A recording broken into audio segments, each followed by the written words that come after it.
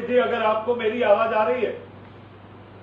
आपकी तो आवाज पूरी दुनिया में पहुंच जाती है भाई, आपकी आवाज। आपका बहुत बहुत आभार। लेकिन इस वक्त देश का सवाल देख रहे लोग आपकी राय जानना चाहते हैं। मुंबई पुलिस की जांच पर इस समय उंगलियां उठ रही हैं, आंच आ चुकी है। आपको क्या लगता है, मुंबई पुलिस का लचर रवैया कहीं इसलिए तो नहीं मुकेश जी कि हर साल मुंबई पुलिस का एक कार्यक्रम होता है जिसका नाम है उमंग, और उस उमंग कार्यक्रम में बड़े से बड़े बॉलीवुड अभिनेता आकर ठुमके लगाते हैं, तो इसी कारण, इसी गाढ़े रिश्तों के कारण, प्रगाढ़ रिश्तों के कारण कई लोग आकर एमओसी बन जाते हैं, जिसे मास्टर ऑफ सेरेमनी कहते हैं।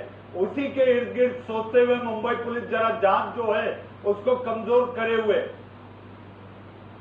नहीं मनीष जी, आपने बिल्कुल सही बात कही, और मैं समझता हूँ क्योंकि कॉन्फ्लिक्ट ऑफ इंटरेस्ट एक कॉन्सेप्ट है लॉ के अंदर कि इस प्रकार की पॉसिबिलिटी हो सकती ना चाहते हुए भी आप किसी को फेवर करें, क्योंकि मुंबई पुलिस का और बॉलीवुड का बड़ा क्लोज नाता है, उसका दोस्त का आना जाना पड़ता है। मैं बॉलीवुड से बहुत नजदीकी से जुड़ा हूँ, लेकिन देखिए 3 स्तंभ हैं इस पूरे केस के। एक तो है कि सुसाइड है या मर्डर है, दूसरा ये है कि ये अबेटमेंट किया गया 306 सेक्शन के अंदर, और तीसरा abetment has been led by nepotism. ये 3 स्तंभ पे पुलिस इन्वेस्टिगेट 45 दिन से कर रही है, लेकिन अगर कोई ठोस इसके निष्कर्ष नहीं निकले, सिर्फ एक निष्कर्ष निकला है जो उन्होंने पहले दिन 15 मिनट में बोल दिया था कि ये सुसाइड है, आत्महत्या है। और उसके अभी विश्रा की जब रिपोर्ट आई तो उसमें भी कहा कि कोई ऐसा केमिकल सब्सटेंस या नशीला पदार्थ नहीं मिला जिसके आधार पर यह कहा जा सकता है कि ये सुसाइड नहीं है।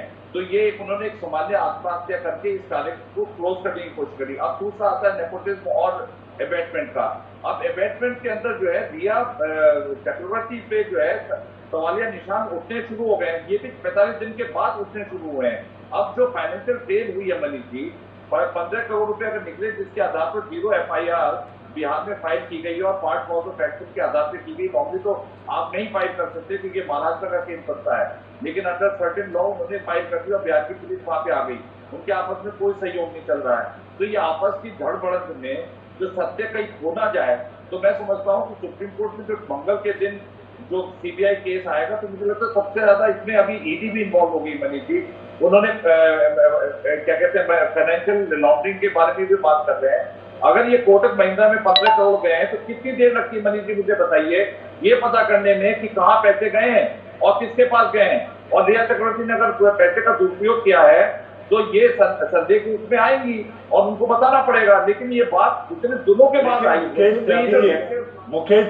मुकेश जी, अगर पैसे का दुरुपयोग हुआ है, सुशांत सिंह राजपूत एक ऐसी शख्सियत थी जो कि साउंड और अलर्ट माइंड के, हेल्दी माइंड के आदमी थे, और इसके साथ साथ जब ये सारे ट्रांजैक्शन हो रहे थे तो इस समय कुछ बातें ऐसी भी सामने आ रही हैं, आखिर वो क्यों शांत थे? अगर ट्रांजैक्शन हो रहे थे, कंपनी बनी, ये सारी बातों के मद्देनजर भी अगर जांच होनी चाहिए तो ये बातें कैसे खारिज कर दी जाएं? हालांकि उनका इलाज चल रहा था, वो डिप्रेशन में थे, यानी कि अवसाद में थे, ये बातें दीगर हैं, लेकिन जब ये ट्रांजैक्शन हो रहा था तब वो पूरे सेफ, साउंड और अलर्ट माइंड में थे।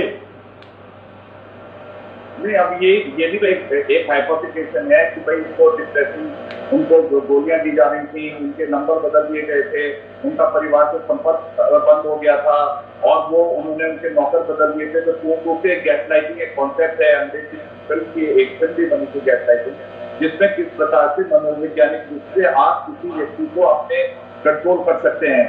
तो उनको अब जिस प्रकार से जो अभी सामने आ गया, कहां तक सत्य था वो तो बाद में पता लगेगा, लेकिन रिया चक्रवर्ती मुकेश जी, अभी तक मैंने टीना को इस बहस में नहीं लाया। टीना, अगर आपको मेरी आवाज पहुंच रही है तो मेरा सवाल आपसे, तंत्र मंत्र जादू टोना, आपको लगता है रिया ने ये सब कुछ हथकंडे अपनाए होंगे वश में करने के लिए और अकाउंट से पैसा सफाचट करने के लिए? See, personally, I don't believe in this black magic and things like that. Yes, personal. Can you hear me, sir? Yeah.